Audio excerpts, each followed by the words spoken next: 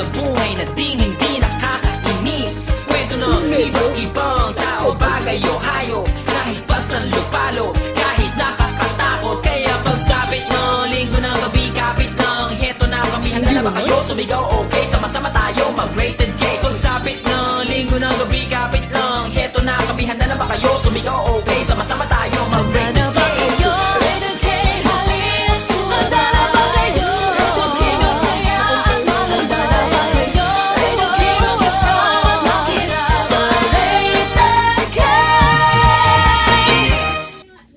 Papunta dito, sobrang nakakapagod. Tapos tinatanong ko kung may minor hike ba talaga kasi parang hindi. Pero pag akyat sa taas, yun na yun.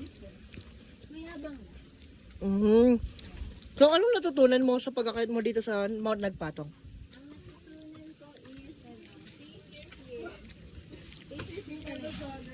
kasi after mo ma-face yung fear mo, na-face mo na yung fear mo, diba?